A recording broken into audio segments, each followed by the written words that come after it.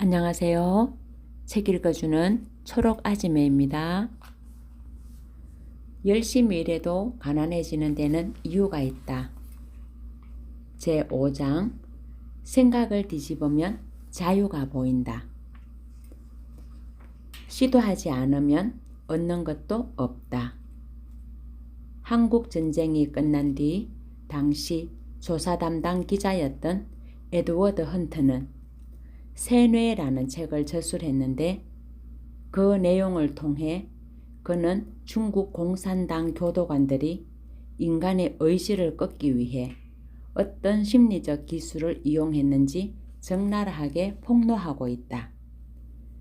장시간에 걸친 신문, 써있기조차 힘든 작은 감방, 불규칙한 수면 시간, 부족한 음식, 가족으로부터 온 것처럼 꾸민 아기에 가득 찬 편지.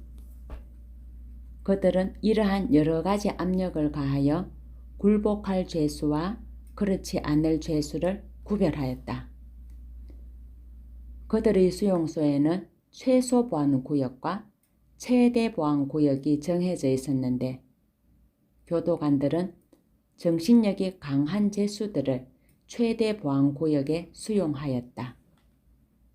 이 죄수들은 아내와 가족, 집, 자유를 되찾을 수 있다는 희망을 결코 버리지 않았던 것이다. 반면 최소 보안 구역에는 희망을 잃었거나 고통을 피하려 하거나 공포에 질린 포로들을 집어넣었다. 정신력이 강한 죄수들은 교도관의 눈치를 보지 않았고 계속 탈출할 생각만 했다. 그러나 나약한 죄수들은 탈출할 수 있다는 믿음을 잃고 자포자기 상태로 다음 끼니에는 따뜻한 국물을 먹었으면 하는 생각밖에 하지 않았다. 사실 원한다면 최소 보안 구역에서 탈출하는 것은 그리 어렵지 않았다. 울타리 하나가 유일한 장애물인 경우도 있었다. 하지만 최대 보안 구역에서 탈출하기란 거의 불가능했다. 교도관들을 속이고 경비견과 탐조 등을 피한 다음 철조망을 기어오른 뒤에도 사막에서 살아남아야만 했기 때문이다.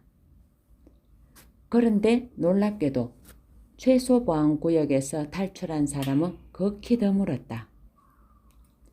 명확한 목표가 없고 패배주의적 태도에 사로잡힌 이곳 수감자들은 탈출할 시도조차 아예 못했던 것이다. 그들은 실패할 것이라는 사고방식에 젖어 애초부터 시도하지 않음으로써 탈출하지 못하리라는 예상을 기정사실로 만들어버린 셈이다. 하지만 최대 보안 구역에서는 훨씬 더 높은 비율의 미국 병사들이 탈출했다. 그들은 탈출할 기회가 올 때까지 자유에 대한 희망을 결코 버리지 않았다.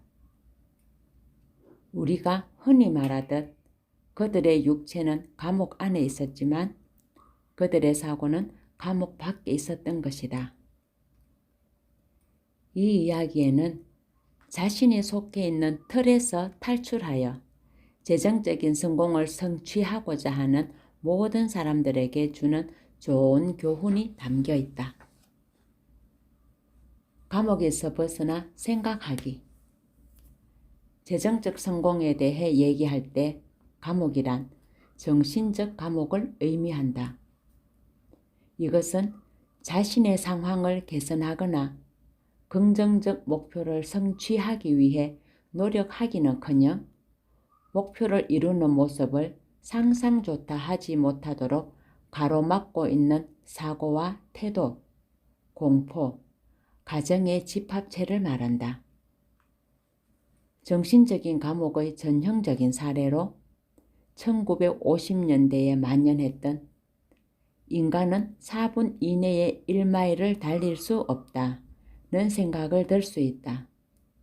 4분 이내에 달리려 하다가는 심장이 멎어버리고 말 것이라는 잘못된 생각을 무시한 채 로저 베니스트가 정신적 감옥에서 탈출하여 마침내 4분 벽을 돌파한 이후 1년 이내 6명의 주자가 그 벽을 깨뜨렸다. 40여 년 전 어느 외교관이 아시아에서 경험했던 이야기를 토대로 쓴 추악한 미국인에서 보면 어떤 작은 마을을 묘사하는 대목이 나온다. 그 마을에서는 늙은 아낙네들이 매일 짧은 빗자루로 거리를 설었는데 평생 동안 그렇게 하다 보니 등이 곱추처럼 휘어져 있었다. 그 이유는 누구도 빗자루 손잡이를 50cm에서 120cm로 바꿀 생각을 하지 않았기 때문이다. 현대인들은 사고의 감옥에 갇혀 있다. 그 감옥은 수입을 발생시키는 자산을 찾으려 하지 말고 직장에 충실하라고 그들을 세뇌한다. 그러나 급변하는 시대에 재정적으로 성공하려면 그 감옥을 과감히 부수어야 한다. 또래 집단 압력. 흔히 우리들 주위에 가족, 친구, 동료들이 나서서 부정적이고 비관적인 의견을 말한다. 개로 가득 찬 양동이를 가만히 살펴보라. 보통 개가 밖으로 기어 나올 것이라고 생각하지만 한 마리의 개가 기어 나오려고 하면 다른 개가 잡아 끌기 때문에 개는 밖으로 나오지 못한다. 일상생활 속에서 우리를 끌어내려는 사례는 매우 많다. 예를 들어 교통사고로 다리를 너무 심하게 다쳐서 이제 당신은 뛰기는커녕 걷지도 못할 겁니다. 우리 가족 가운데 대학을 나온 사람은 없어.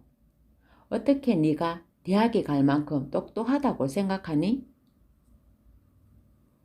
저 여자애는 너무 잘났어.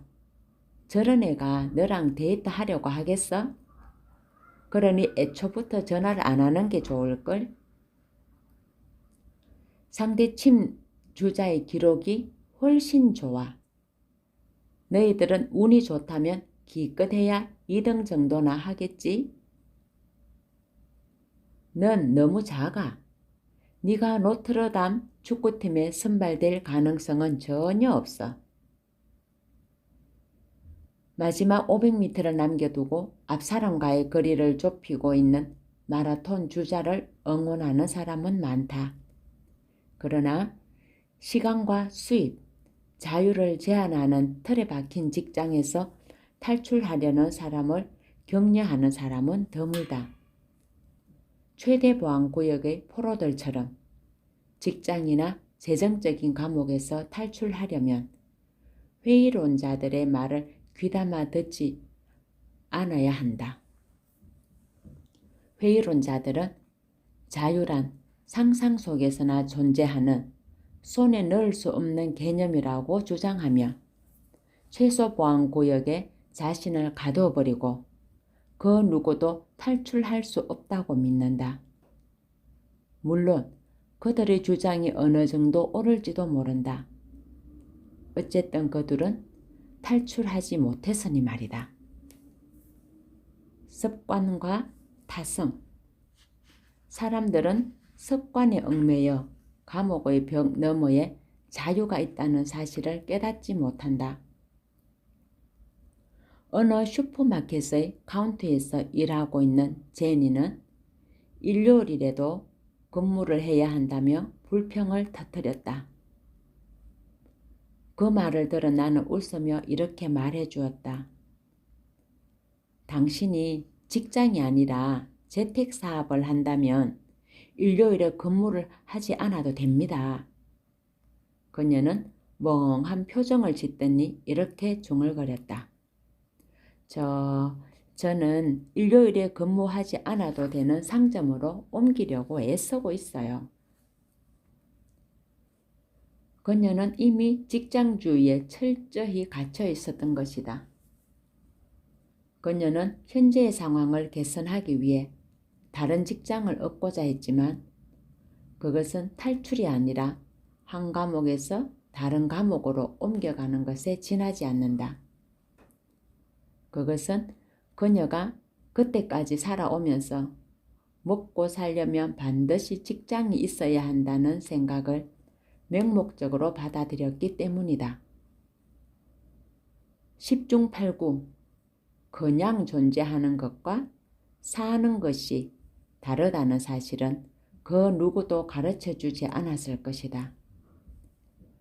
덕분에 그녀는 깨어있는 시간의 절반을 다른 사람에게 통제를 받으면서 생계를 유지하긴 했지만 휴일을 휴일로 누리는 진정한 삶을 살지는 못했다.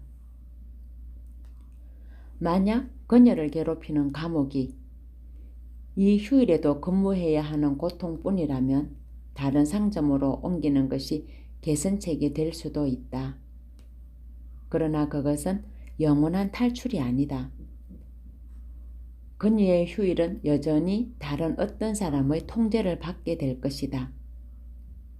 이처럼 직장주의에 사로잡힌 사람들은 최소보안구역자처럼 좀처럼 탈출하지 못한다. 잘못된 재정 분석. 살펴보면 우리는 재정 문제에서 여러 가지 실수를 저지르기도 하는데 그 형태는 사회적 상황에 따라 다양하게 나타난다. 몇 세기 전 네덜란드에서 튤립 구금 마니아들이 지금의 주식시장과 비슷한 거래 공간을 처음으로 만들었다. 그러나 투기꾼들이 마치 황금이라도 되는 듯 튤립 가격을 앞다투어 올리는 바람에 그 시장은 수십 년 동안 나라 경제에 해를 끼치고 말았다. 물론 오늘날에는 이처럼 극적인 실수를 하는 경우가 드물지만 돈에 대한 잘못된 태도 때문에 개인이 커다란 타격을 받는 경우도 많다.